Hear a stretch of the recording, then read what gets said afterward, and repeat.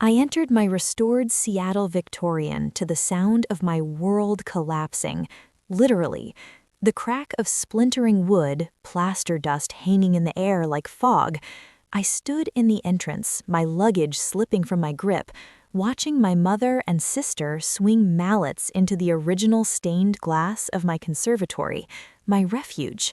My mother didn't even pause when she spotted me. She just called over her shoulder to my sister. She won't evict an expectant mother. She was mistaken. My heartbeat didn't even accelerate. In my profession, when a foundation is compromised, you don't grieve the debris, you evaluate the damage. I stepped back into the rain, the cold hitting my skin like electricity, and retrieved my phone. My hands were controlled as I called 911.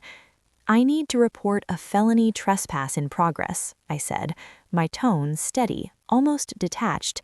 "Two individuals have broken into my residence and are vandalizing the structure. Yes, I am secure. No, they are unaware I've contacted you."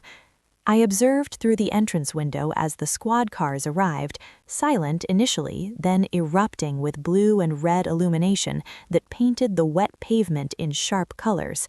Officers entered the house, weapons drawn, issuing commands that pierced through the sound of the mallets. On the ground immediately. My mother released her tool, appearing more irritated than frightened. My sister Jordan froze, her eyes widening as she comprehended this wasn't a family disagreement, this was law enforcement. I watched them being forced to the floor among the debris of my shattered glass, their wrists secured behind their backs with zip ties. When the officers brought me inside to confirm my identity, the air was thick with white dust. It coated everything, my antique furniture, my collection, my ferns. It settled in my lungs like smoke. "This is a misunderstanding, officer," my mother said, attempting to rise, her voice adopting that commanding tone she employed to control everyone. "We're your family. She's aware we're here." I looked at the officer, then at my mother. "I don't recognize these individuals," I said. "They have no authorization to be here. They've vandalized my property. I'm filing charges." My mother's expression went crimson. "Sophie, stop this foolishness immediately. You're making a scene. Tell them the reality." "I am telling the reality," I said, turning away from her. I showed the officers my property deed, my identification, the time-stamped airline confirmation proving I'd just arrived. The officer nodded, his expression hardening as he looked back at my mother. "You're under arrest for felony vandalism and criminal trespass," the officer stated. As they removed them, my father's vehicle screeched into the driveway. He rushed up the steps, shouting my name. "How could you do this? They're your family." I looked at him, then at the ruins of my conservatory. This wasn't simply property damage. This was a violation of trust. My home was my boundary, the only protection I had from chaos. They hadn't just broken glass, they had breached my sanctuary, demonstrating conclusively that to them, I had no limits they were required to respect. I looked at the officer. "Him as well," I said. "He's the accomplice. He transported them here." The officer hesitated, but I maintained my position. He knew they were here. He aided them. As they placed my father in the back of a second patrol vehicle, I felt a strange sensation in my chest. It wasn't remorse. It was the feeling of a massive, suffocating burden finally being removed. I stood in the wreckage of my home, the cold Seattle rain blowing through the opening in my wall, and for the first time in years, I felt completely, frighteningly liberated. The house was silent now, but it wasn't tranquil. It was the silence of devastation. I walked through the wreckage, my boots crunching on broken glass and plaster. The cold Pacific Northwest wind whistled through the gaping opening where my conservatory used to be, carrying with it the scent of rain and destruction. I pulled my jacket tighter, but the chill was originating from within me. This Victorian wasn't just a house, it was my legacy. I purchased it 7 years ago when it was a condemned wreck that everyone said should be demolished. I spent my evenings refinishing woodwork until my hands blistered. I spent my weekends searching for authentic fixtures at architectural salvage auctions. I restored it piece by piece, while my parents called it a waste and mocked my aspirations. And now they had taken mallets to it. I went into my study, the only space that remained untouched, and opened my laptop. I didn't waste energy on tears. I treated the betrayal like a compromised foundation: assess, document, repair. I opened a spreadsheet I had labeled the Jordan account. It was a document I had kept concealed even from myself, a record of every instance I had rescued my sister. $76,000. That was the figure staring back at me. $76,000 in loans for businesses that never launched, for emergencies that were always self-created, for expenses she couldn't cover because she was too qualified for conventional work. I scrolled through the dates and amounts, feeling a sickness that had nothing to do with the dust in the air. Why had I done it? Why had I kept providing her money when I knew she would never repay it?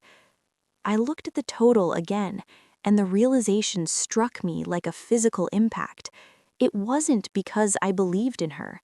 It wasn't because I thought this instance would be different.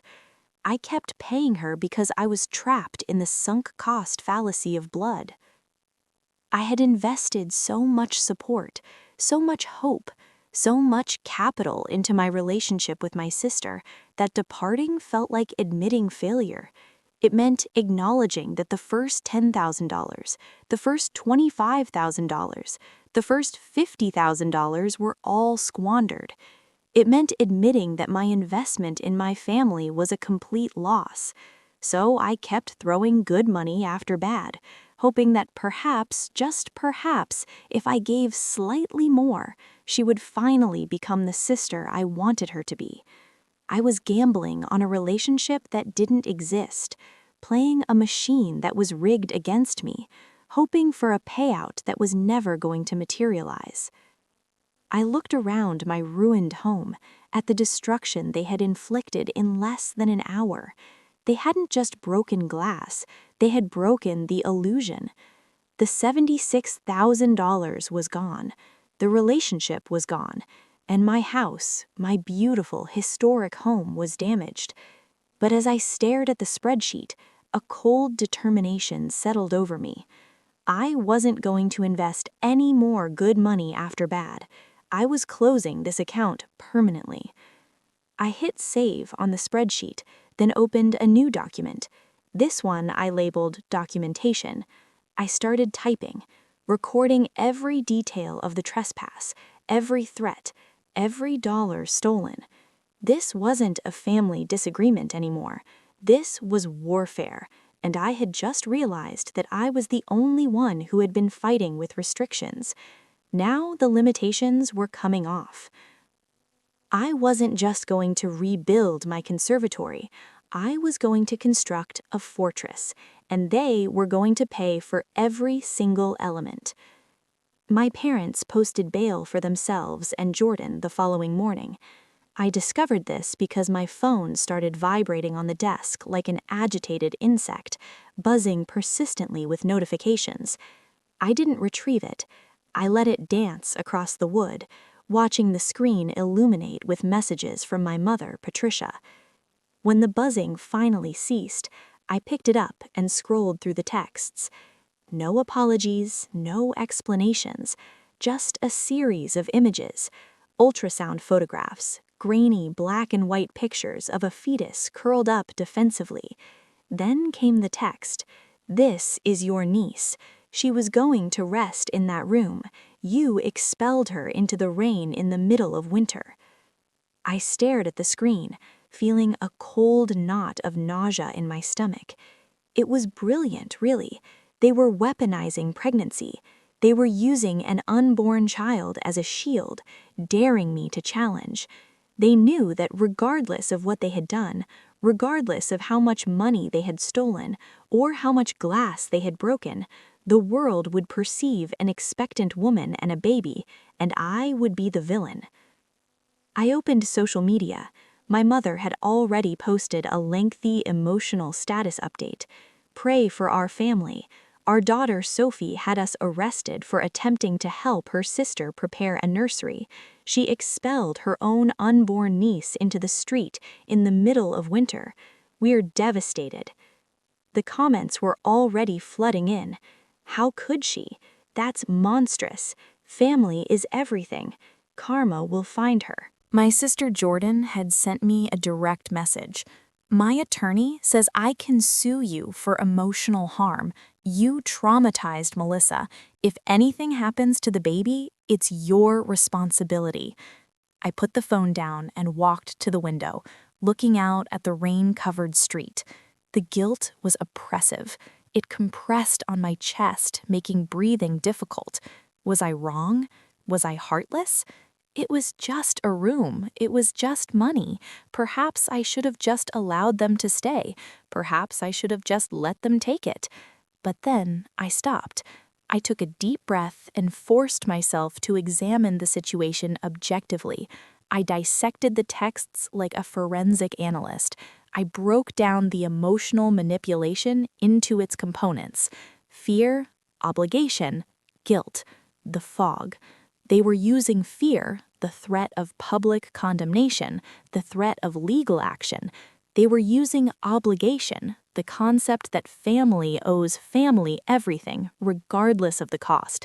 And they were using guilt, the weaponized image of an innocent baby. But none of it was authentic. My mother wasn't requesting help. She was daring me to be the antagonist. She was counting on my fear of appearing like a monster to force me back into compliance. She was betting that I would rather be exploited than be despised. But she was mistaken.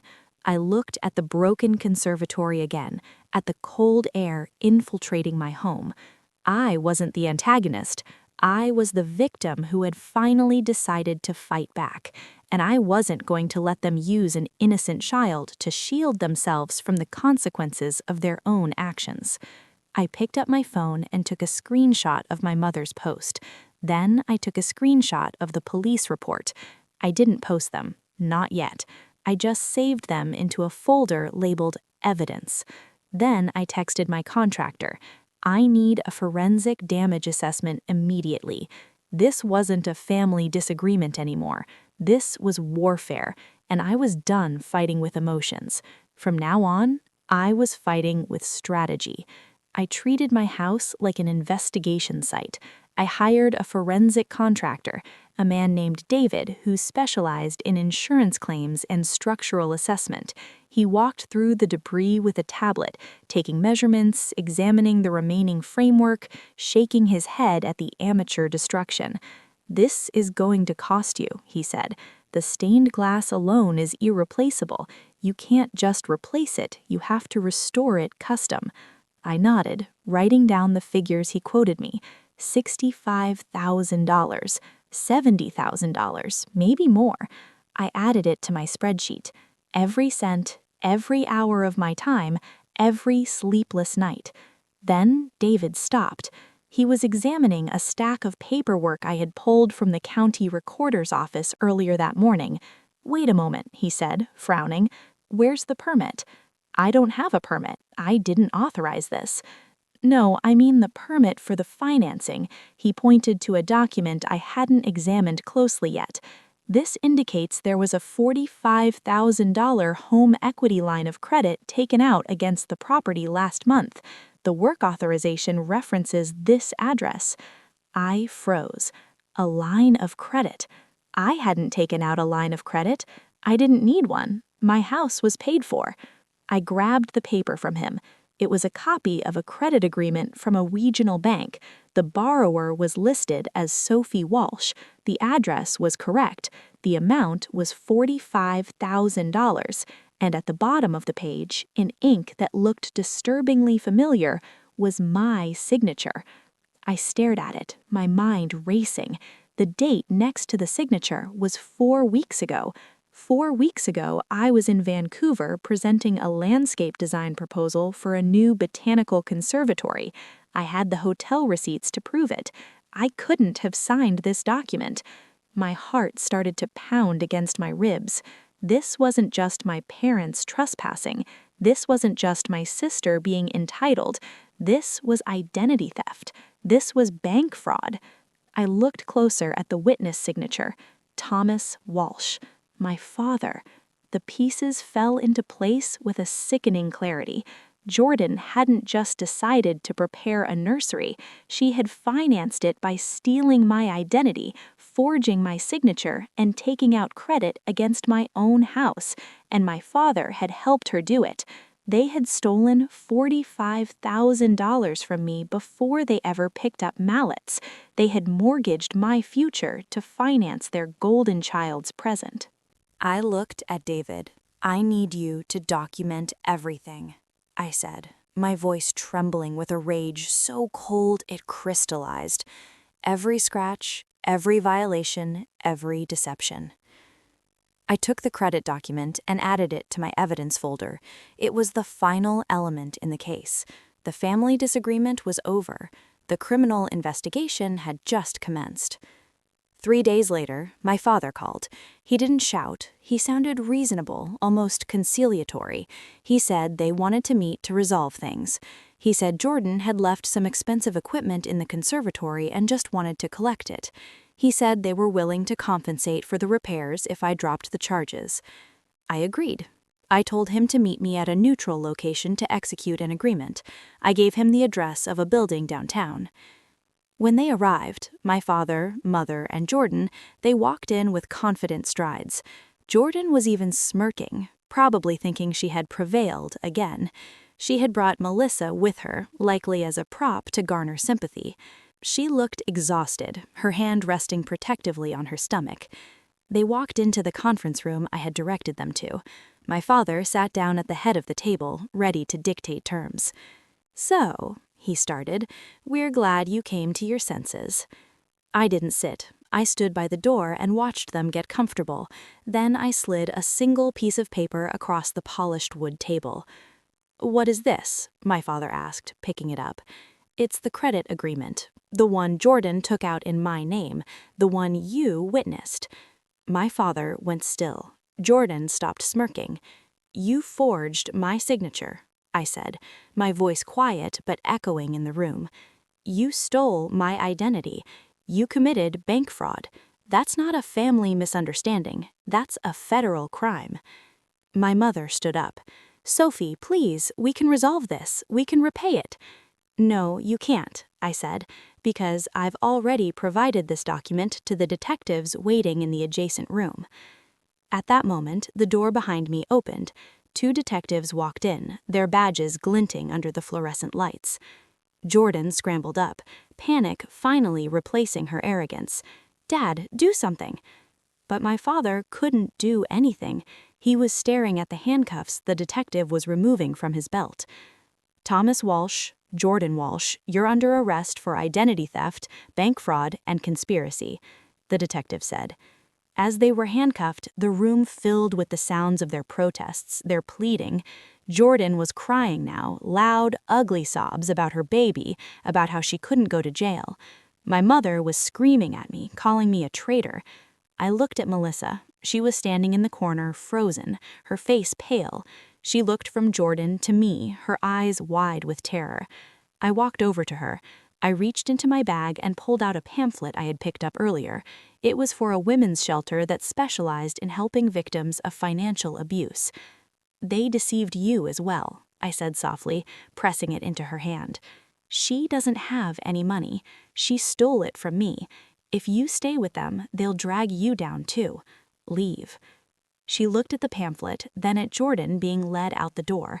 She didn't say a word. She just nodded, tears spilling down her cheeks, and walked out of the room, away from them. I watched the detectives lead my father and sister away. The click of the handcuffs was the loudest sound I'd ever heard. It was the sound of a lock engaging. It was the sound of a door closing permanently. And as I stood alone in the empty conference room, I didn't feel sad. I felt purified. It's been 8 months since I last saw my family in that conference room. 8 months of silence. 8 months of peace. My conservatory is completed now. I hired a new contractor. a woman who respected the history of the house, and we rebuilt it superior to before.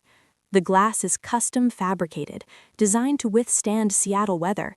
The floor is radiant heated. I filled it with rare tropical species, creating a living, breathing ecosystem that thrives under my care. It's a greenhouse in the truest sense, a place where I control the environment, where I decide what grows and what gets pruned. Jordan is currently serving a 4-year sentence in federal prison for bank fraud and identity theft. My parents lost their home. They had to sell it to pay for Jordan's legal defense and the restitution ordered by the court. I heard through a mutual acquaintance that they're renting a small condominium on the outskirts of the city. I don't know the address, and I don't want to know. I deleted the contact group labeled family from my phone the day after the arrest. It was a small action, just a tap of a screen, but it felt like cutting a rope loose. I didn't block them, I just erased them. They're no longer a part of my digital landscape, just as they're no longer a part of my life. Sometimes late at night, I think about Melissa. I heard she moved back to her parents' house in Oregon. I hope she's okay. I hope she realizes that leaving was the bravest thing she could have done for her child. I saved her from a lifetime of being exploited, even if she resents me for how I did it. That's a burden I'm willing to carry. I sit in my conservatory now, drinking tea and watching the rain fall outside. The water droplets settle on the glass roof, insulating me from the cold. For years, I thought family was something you were born into, a debt you had to pay for the rest of your life. I thought love was transactional and loyalty was obligation. But as I look around at the life I've rebuilt, at the thriving plants, the restored walls, the quiet stability, I realize the truth. Family isn't biology. Biology is chance. Family is choice. It's the people who respect your boundaries, who celebrate your success without envy, who don't break into your home to steal your future. I had to excise the rot to save the tree. It was a painful surgery, and the scars are still there, hidden under the fresh restoration. But the tree is alive, it's growing, and for the first time in my life, its roots are deep and its branches are free. If you had to choose between your peace and your family's demands, which would you pick? Tell me in the comments, and don't forget to subscribe for more stories of justice and boundaries.